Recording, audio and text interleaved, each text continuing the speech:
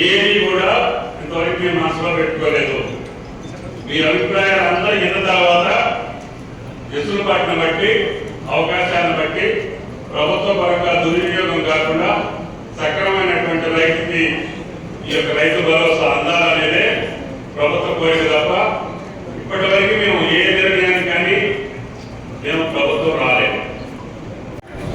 రైతు భరోసా కార్యక్రమం మీద అభిప్రాయ సేకరణకి చేసిన గౌరవ కేబినెట్ సబ్ కమిటీ సభ్యులు గౌరవ అగ్రికల్చర్ శాఖ మంత్రులు శ్రీ తుమ్మల నాగేశ్వరరావు గారికి, గౌరవ రెవెన్యూ హౌసింగ్ ఐఎన్పిఆర్ శాఖ మంత్రులు శ్రీ బొబ్బలేరు శ్రీనివాస్ టూరిజం శాఖ మంత్రులు శ్రీ జూపల్లి కృష్ణారావు గారికి, గౌరవ planning board chairman Shri Chinnareddy గారికి, గౌరవ మహబూబ్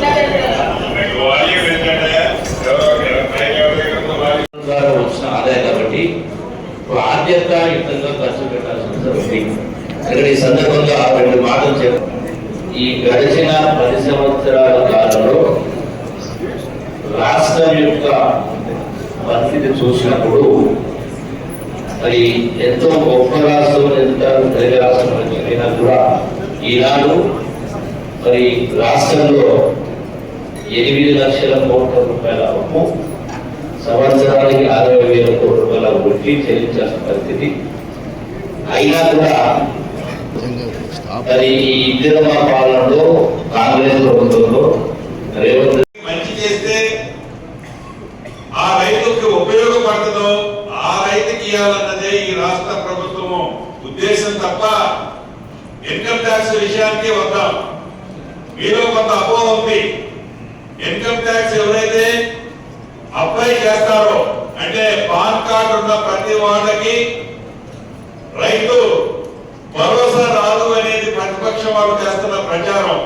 ఈనాడు పాన్ కార్డు ప్రతి రైతుకి ప్రతి కుటుంబానికి ఉంటది. అటువంటి వాళ్ళకి ఇవ్వనని ప్రభుత్వం ఏనాడు చెప్పలే.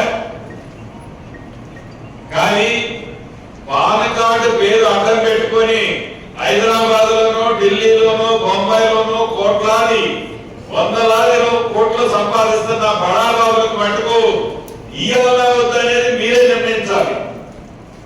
అది ఈ రాష్ట్ర ప్రభుత్వం యొక్క ఆలోచన. అంతేగాని పాన్ కార్డు ఉంటే ఈ ప్రభుత్వం రైతులకు ఏదో లేకపోతే ఇంకొకటి ఏదో లేకపోతే ఇంటి ఎకరాలకే రిస్ట్రిక్ట్ చేసింది అని ఏదైతే కొంతమంది పని కట్టుకొని ప్రచారం చేస్తున్నారో ఈ రాష్ట్ర ప్రభుత్వానికి ప్రియాక్పైమైన అంటే ముందే ఏదో మనసులో నిర్ణయించుకొని ఈ సభలో సమావేశాలు జరగటం లేదు అనేది రైతన్నలతో పాటుగా ఎవరైతే విమర్శలు చేస్తున్న ప్రతిపక్ష వాళ్ళు కూడా గమనించాలి.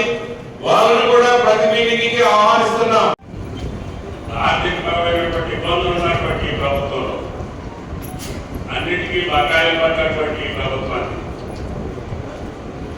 గత 6 నెలల కాలంలో 3 నెలల పైచలకు మనకి ఎన్నికల కోడ్ వల్ల మనం ఏ కార్యక్రమం చేపట్టే అవకాశం లేకుండా పోయింది.